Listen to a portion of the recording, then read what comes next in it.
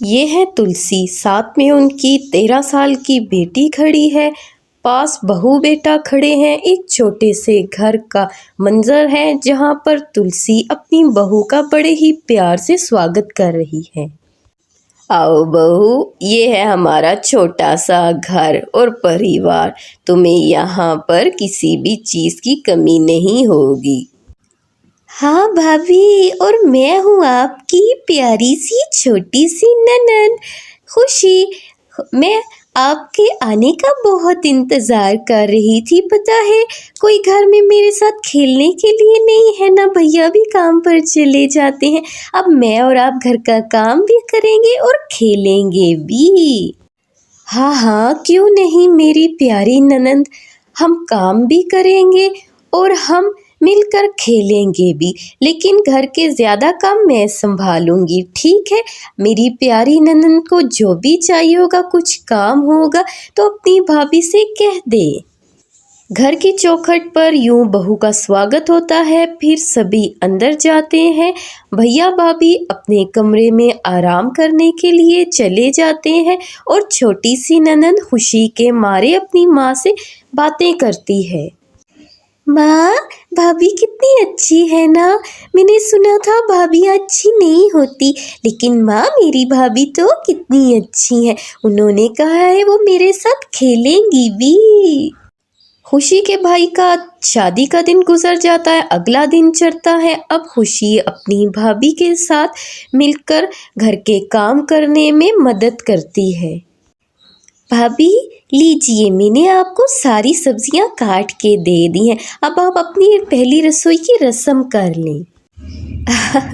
अरे वाह, मेरी छोटी सी ननद इतनी अच्छी है और इतनी समझदार गुनी। देखिए ना माँ जी, इसने कितने अच्छे से सारी सब्जियां काट के मुझे दे दी हैं।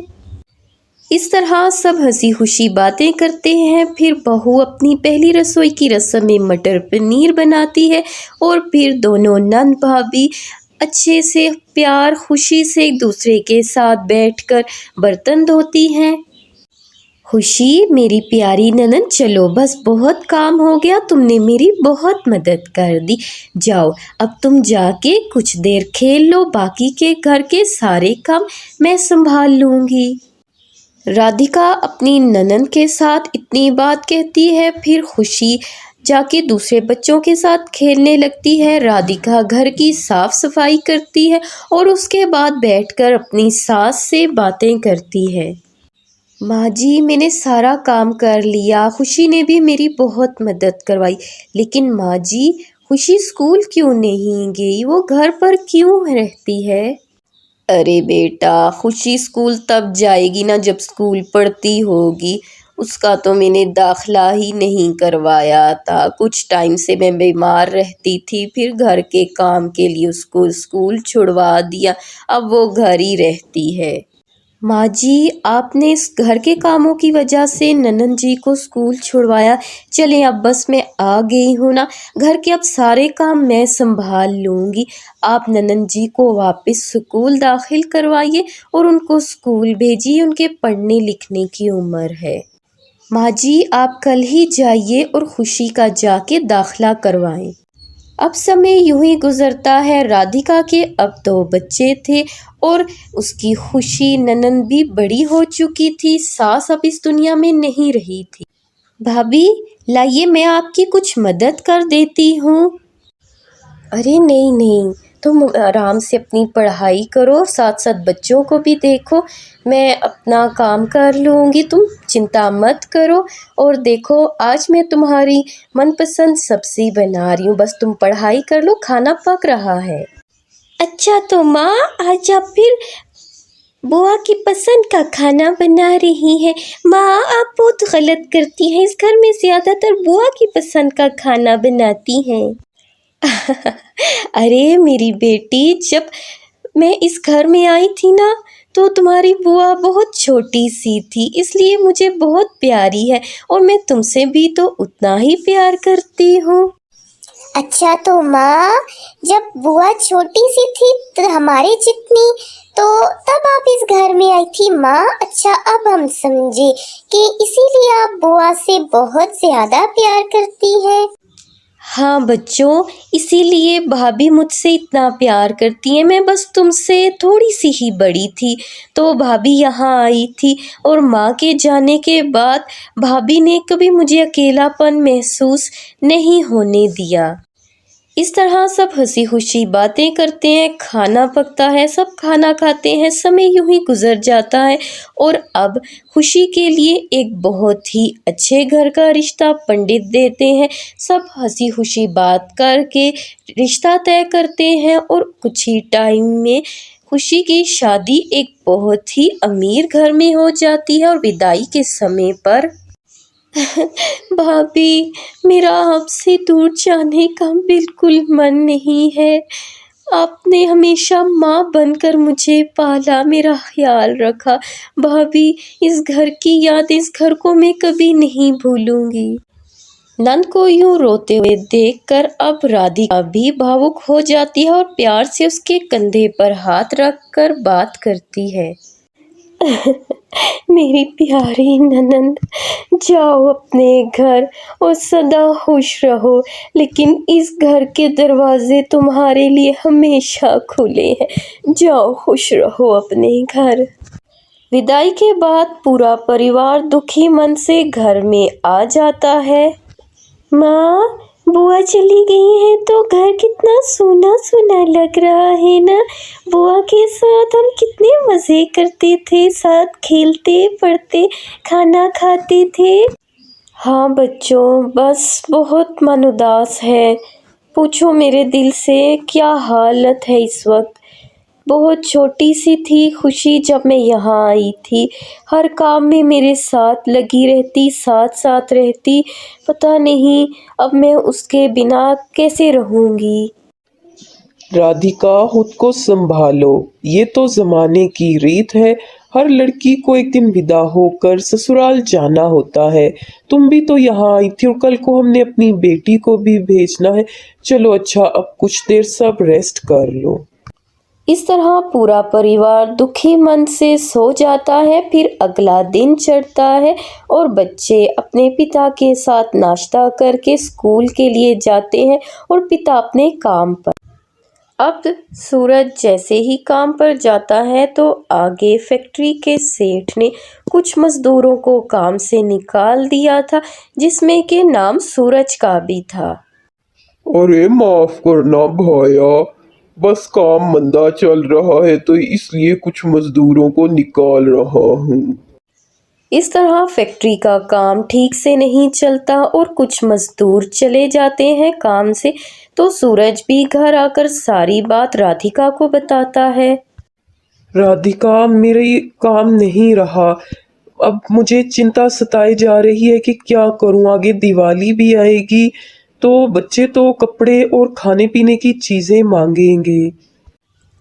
बात तो आपकी बिल्कुल ठीक है कि चलें, अच्छा ठीक है, आप दुखी मत होइए, कहीं और काम ढूंढने की कोशिश करें। मुझे ऊपर वाले पे पूरा भरोसा है, कोई काम मिल जाएगा। और दिवाली आने वाली तो है, लेकिन चलें कुछ ना कुछ करते हैं। आप दुखी मन हो, कुछ दिन का राशन है, मैं गुजारा करती हूँ और अभी खाना पका लेती हूँ। अब राधिका मिट्टी का चूल्हा हर बार की तरह अंदर ही रख कर खाना पकाने बैठती है, लेकिन दोनों पति पत्नी उदास थे क्योंकि दिवाली आने वाली थी। हर कोई शॉपिंग करता, साफ सफाइयाँ, घर की सजावट, रंगों को पेंट करता और बच्चे शॉपिंग करते, तो अपने बच्चों को उदास होना पड़ता। अरे चुटकी और बबलू, ये देखो, मेरी मम्मी ने हम दोनों को कितनी ज़्यादा शॉपिंग करवाई है। दिवाली आने वाली है ना, हमने तो बहुत से नए नए ड्रेस लिए, लेकिन तुम्हारे पापा की तो नौकरी ही नहीं तुम तो कुछ भी नहीं ले सकते। राधिका पास खड़ी बच्चों की ये सारी बातें सुन लेती है और उसका दिल बहुत ज़्यादा उदास हो जाता है, लेकिन वो कुछ कह भी नहीं सकती थी, तो उदास मन लिए अंदर चली आती है। सूरज जी, हर कोई दिवाली की शॉपिंग कर रहा है और हमारे बच्चे उनको देख के उदास हो रहे हैं। समझ नहीं आ रही क्या करूं। आपके पास कुछ पैसे हैं तो दे दें, धनतेरस के लिए एक झाड़ू ही ले आती हूँ और दिवाली के लिए भी कुछ ना कुछ करके चले बच्चों का मन बहला ही लूँगी। हाँ राधिका, ये लो बस थोड़े से पैसे हैं, जाओ इतने में झाड़ू तो आ जाएगा। तुम धनतेरस के लिए झाड़ू ही ले आओ, तो मैं कुछ ना कुछ करता हूँ दिवाली का। अब हम तो रह लेंगे, लेकिन बच्चों को तो हम यूं उदास नहीं रहने दे सकते ना। एक तरफ राधिका के घर का कुछ यूं हाल था तो दूसरी तरफ खुशी अपने घर में बहुत उदास मन लिए खड़ी थी। महेश, मेरा मन बहुत उदास पता नहीं क्यों हो रहा है। पता नहीं ऐसा क्यों लग रहा है कि भैया भाभी घर में उदास हैं। मुझे बहुत चिंता हो रही है। तुम कहो तो मैं जाके उनसे मिल आती हूँ। अरे तो इसमें पूछने वाली कौन सी बात है, तुम्हारे भैया भाभी का घर है, जब दिल चाहे तुम जाकर मिल आओ। जाओ जाकर कुछ खरीदारी कर लो उनके लिए, और तोहफे लेके जाना, खाली हाथ जाना अच्छा नहीं लगता। जाओ जाके तुम मिल आओ, दिल छोटा क्यों कर रही हो। कहते हैं ना, जहाँ सच्चे दिल से रिश्तों का एहतराम और प्यार हो वहाँ दूर रहकर भी एहसास हो जाता है कि हमारे रिश्ते किस हाल में हैं। इसलिए खुशी भी अचानक उदास हो जाती है तो तभी वो जब आती है परिवार से मिलने तो देखती है कि उसकी भाभी बनिए से उधार सौदा ले रही है। भैया बस एक झाड़ू और थोड़ा सा उधार सौदा दे दो। अरे क्यों उधार का सौदा दे दूं, ये बात तो सबको पता है कि तेरे पति की नौकरी नहीं है और न जाने कब मिलेगी, कब तुम मुझे पैसे वापस दोगी। क्या मेरा सामान फ्री फोकट में आता है जो तुम जैसे भिखारियों को दे दूं। चलो जितने पैसे उसमें एक झाड़ू ही लो और चली जाओ यहाँ से। खुशी चुपचाप अपनी गाड़ी में ये सब बातें सुन रही थी। वो कुछ नहीं कहती और उदास मन लिए यूं ही अपने घर की तरफ वापस आती है। मैंने तुमसे कहा था ना कि मेरा मन बहुत उदास है। देखा ना भाभी के क्या हालात हैं, भैया कितने दुखी हैं घर में सब। मुझे तो देखा ही नहीं किया, इसलिए मैं चुप करके चली आई, भाभी से मिली तक नहीं। समझ नहीं आ रही क्या करूं, दिवाली भी सर पर है और भैया भाभी के अब ये हालात। खुशी संभालो अपने आप को, मैं जानता हूँ बहुत परेशानी की बात है, लेकिन हर मसले का हल है। जानती हो, मेरे एक दोस्त ने पिछले कुछ टाइम में नया कारखाना शुरू किया है। मैं भैया की नौकरी की बात वहाँ कर देता हूँ, और जहाँ तक दिवाली की बात है तो चलो आओ हम शॉपिंग करते हैं और दिवाली पर भैया भाभी बच्चों के लिए गिफ्ट लेंगे। इस तरह खुशी अपने पति के साथ मॉल जाती है, वहाँ से अच्छी अच्छी चीज़ें अपने भैया भाभी बच्चों के लिए लेती है। फिर दिवाली का दिन आ जाता है, हर तरफ पटाखों का शोर, लोगों ने घर से जाए पकवान बनाए, लोग मज़े से दिवाली एंजॉय कर रहे थे और वहीं उदास मन लिए अपने घर के बाहर राधिका, सूरज अपने बच्चों को लेकर खड़े थे। पूरा परिवार यूं ही उदास मन लिए खड़ा था कि इतनी ही देर में खुशी अपने पति के साथ अपनी बड़ी सी गाड़ी में आती है और वहीं सबके लिए गिफ्ट्स दिखाती है। भैया भाभी बच्चों, आप सबको हैप्पी दिवाली हमारी तरफ से। आप यहाँ बाहर क्यों खड़े हैं? चलिए आइए ना अंदर चले। देखें, मैं आपके लिए बच्चों के लिए बहुत सारी मिठाइयाँ और गिफ्ट्स लाई हूँ। चलिए जल्दी से आप लोग भी तैयार हो जाइए अंदर आकर। क्या बुआ आप हमारे लिए नए कपड़े मिठाइयाँ लेकर आई हैं? ये आपको पता है पिताजी की नौकरी चली गई है, तो इस बार हमने सोचा कि दिवाली ही नहीं मनाएंगे, लेकिन ये आप हमारे लिए नए कपड़े मिठाइयाँ गिफ्ट्स लेकर आई। बल्ले बल्ले।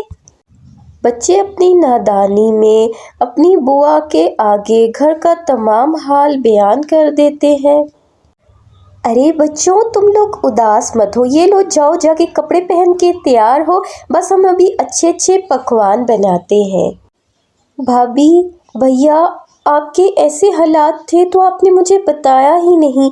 वो तो भाभी आपको धनतेरस पर झाड़ू और कुछ सामान लेते हुए मैंने देख लिया था, जहाँ पर बनिया आपके साथ बहुत ही बुरे मन से बात कर रहा था। तभी मुझे पता चला भैया की नौकरी नहीं है।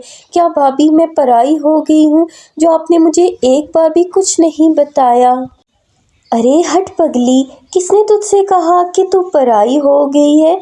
तू इस घर की जान थी और अब भी है। वो तो हम तुझे उदास नहीं करना चाहते थे, इसलिए कुछ नहीं बताया। तो बस इस बार की दिवाली हमने सोचा ऐसे ही जाने देते हैं। कुछ टाइम बाद तेरे भैया की नौकरी लग जाए तो अगली बार कुछ ना कुछ कर ही लेते। भाभी मन उदास मत करें, भैया की नौकरी की बात कर ली है मेरे पति ने। इनके एक दोस्त ने कुछ ही टाइम पहले एक कारखाना शुरू किया है, जहाँ उन्हें कुछ मज़दूरों की ज़रूरत है, तो इसलिए भैया की बात वहाँ हो गई है। सैलरी भी अच्छी है, तो आप फिक्र मत करें, वो भैया को बुला लेंगे दिवाली के बाद। चलिए आइए हम अच्छे अच्छे अब मिलकर पकवान बनाते और दिवाली मनाते हैं। अब दोनों नंद भाभी बैठकर मज़े मज़े के पकवान बनाती हैं। फिर कुछ ही टाइम बाद पूरा परिवार खुशी के लाए हुए कपड़े से अच्छी तरह तैयार होता है और सब अनार जलाते, दिए जलाते और इस तरह हंसी खुशी अपनी दिवाली को मनाना शुरू करते हैं। माँ देखो कितना मज़ा आ रहा है और मैं कितनी सुंदर लग रही हूँ बुआ की फ्रॉक में। इस तरह नंद अपनी भाभी के लिए अच्छे अच्छे गिफ्ट्स लाती है, तो राधिका के परिवार को भी अच्छे कपड़े दिवाली पर पहनने का मौका मिलता है। और इस तरह नंद की वजह से अब भाभी के घर भी अच्छी दिवाली होती है। सब हंसी खुशी अपनी दिवाली मनाते हैं।